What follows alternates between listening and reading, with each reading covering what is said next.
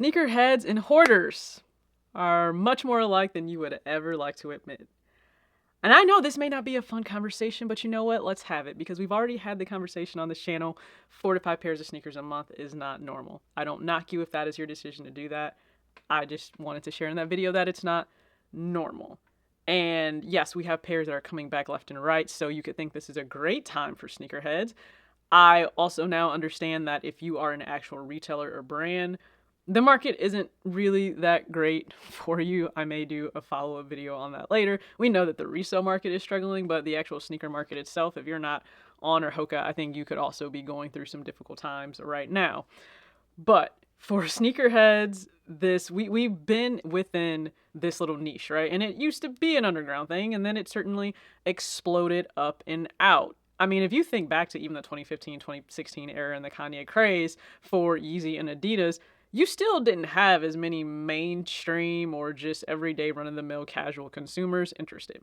It was still an if you know kind of thing. I really do think it was still an if you know kind of thing. And then if we fast forward to today, 2020, 2020 to the 2024 era, you had a surge of casual consumers then interested in footwear. They had the time, they had the money, they had the interest there, and they had no shortage of publications and influencers and just everyday sneakerheads sharing their collections and their lives and what pairs meant to them. And then you have designers that are telling these really great stories. Like you have a Joe Freshgoods that is going to lay out something culturally that really and truly draws you in, and it continues to draw you in. And so the pairs start rolling in, and they come in, and they come in, and then they don't stop. Now, if you've never watched the show Hoarders, it's one of my favorite shows. It sparks something in me to immediately start cleaning and decluttering. I kid you not. If I'm watching an episode of that show, at some point I need to go to some area of my home and begin to clear things out. I don't care how small, I don't care how big. I am pushed to do that. So not saying that's a bad show, because it could certainly motivate you to do something, but I just started to notice some similarities, right? And this is during this whole come to Jesus moment for me in 2024, and owning just so much, owning too much. Now, it's too much for me. What is too much for you? That is relative, that is subjective. It will not be the same for me. I don't even want to push that onto people, right? What I think is too much for me doesn't have to be nearly, enough for you.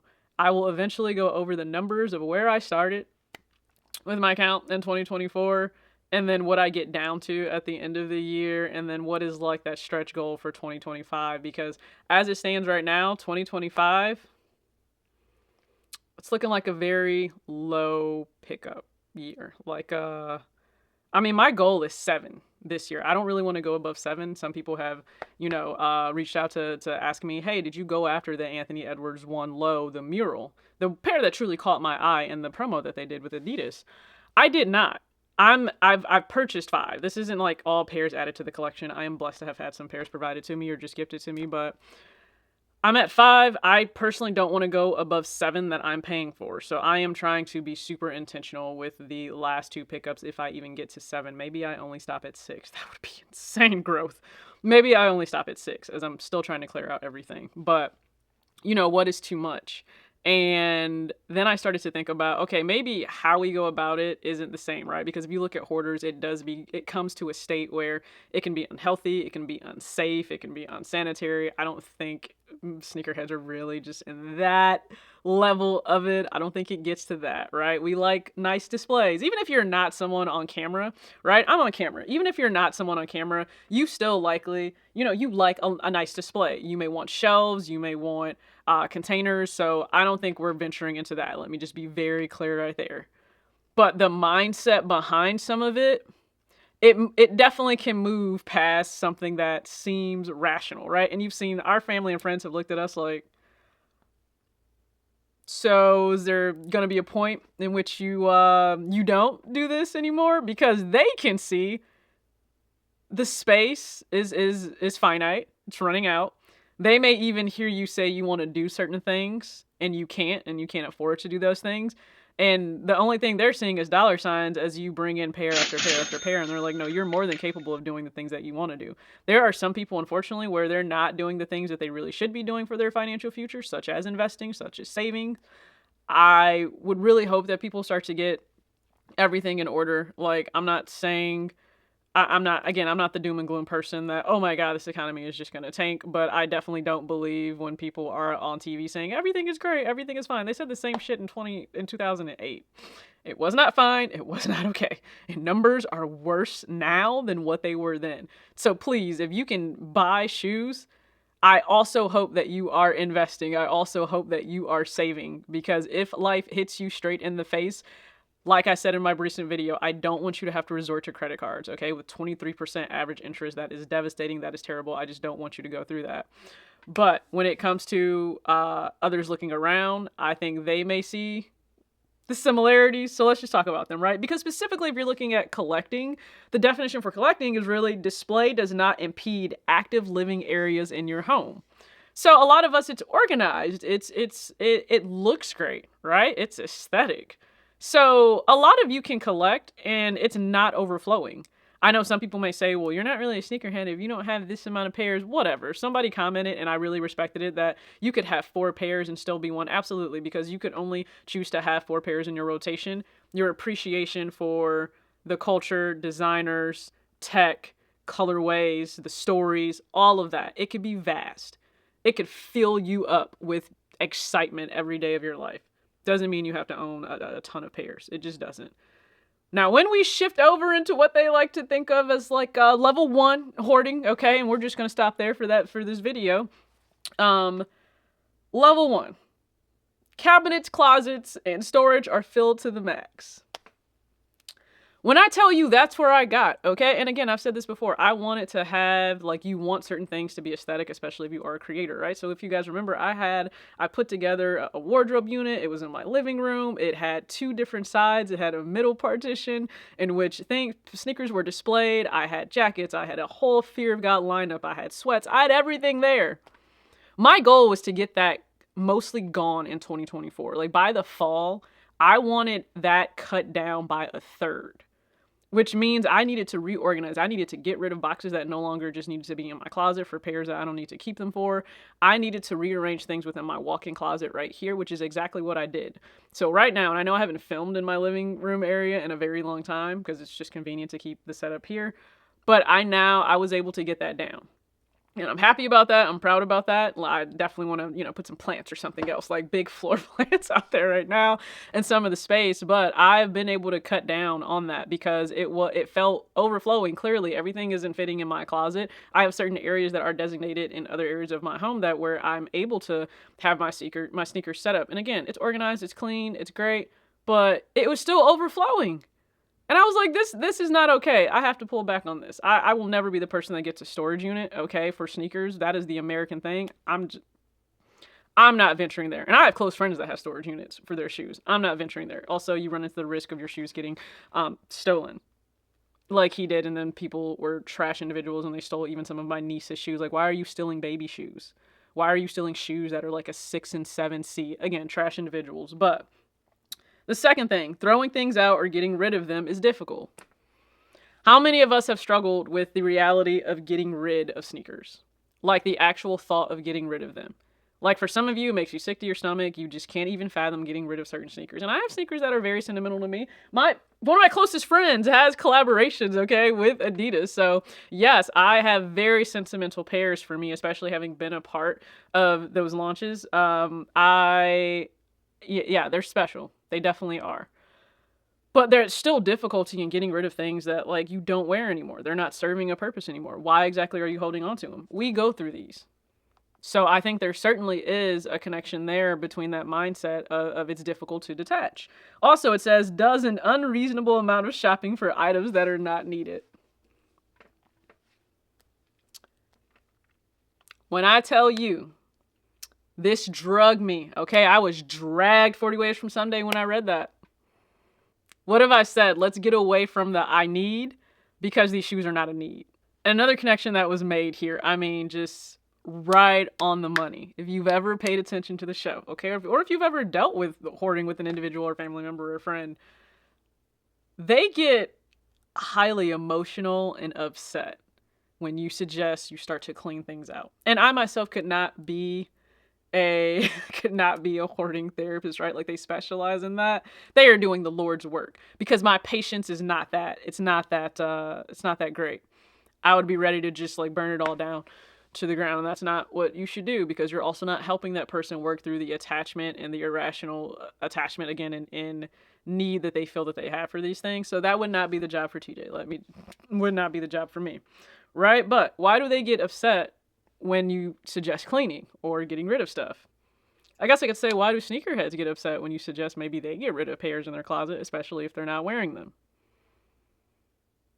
Remember that whole why do people get upset if you're passing on a shoe but they want the shoe or they have the shoe? Part of their identity is now linked to owning those shoes. Part of who they are is just, it's tied at an emotional level to those sneakers. I get that it's an inanimate object and it's just a shoe. That doesn't change how you feel about the shoe itself, okay? So you have a feeling brain and you have a thinking brain, and I promise you, we really think the thinking brain is in control. It's not, okay? It's about how do you feel about something, and if you feel that you would just be devastated and you would not be the same person if you let go of those shoes, yeah, you're gonna struggle. If you've ever seen how upset people get on those shows when it comes to you clearing stuff out, just go to anyone's house and they're sneakerhead and they have, I mean, tons, right? I'm not talking about a few pairs, but I'm saying they've crossed that 100 mark.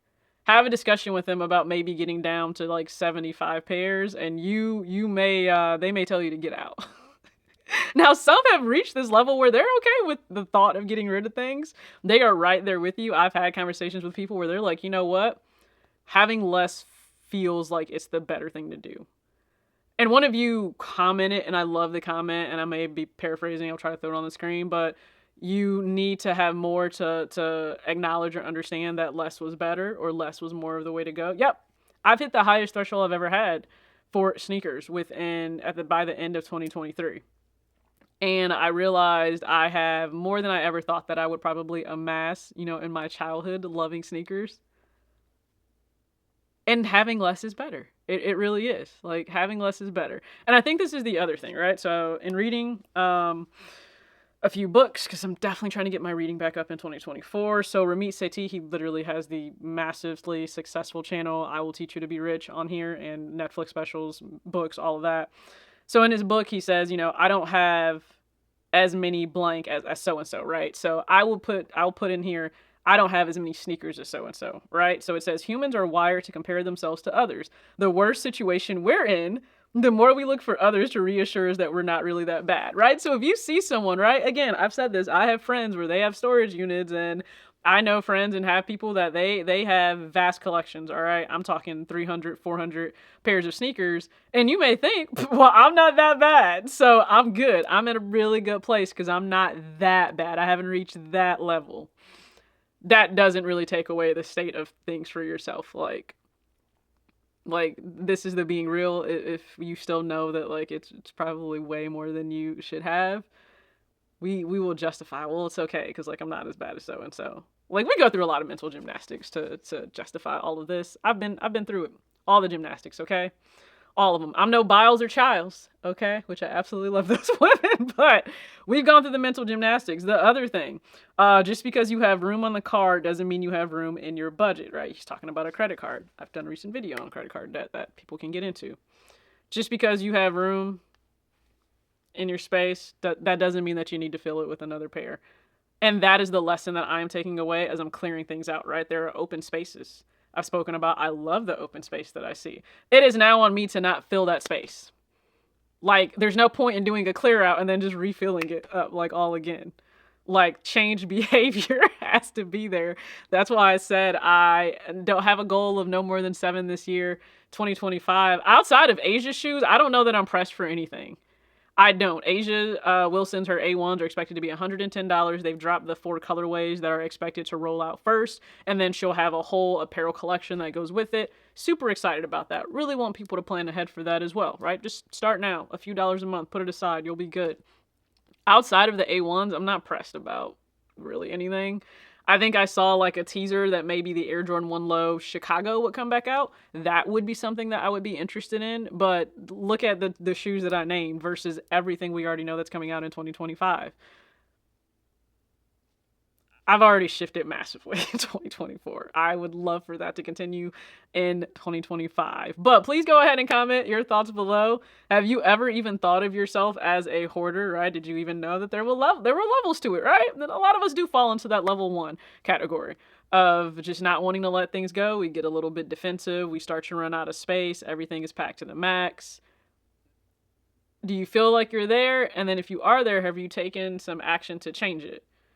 And I've also done a video, again, on why you think 4 to 5 pairs of sneakers a month is normal, why you think trying to get to 100 to 200 to 300 pairs is normal, because it's all you see. So if you're watching my content and you feel a little bit better about wanting to cut down and wanting to get to a place where you don't have as much, we're here. We are locked in because I'm enjoying where I am right now. And I've sold pairs already on IG stories. I'll continue to post pairs. I'm giving people crazy deals just to clear out space. And I love it. So I appreciate you tuning into this rather lengthy video. I didn't want it to be this long, but we're having a lot more in-depth discussions over here. And, I appreciate when you tune in. As always, act your age, not your shoe size. Peace.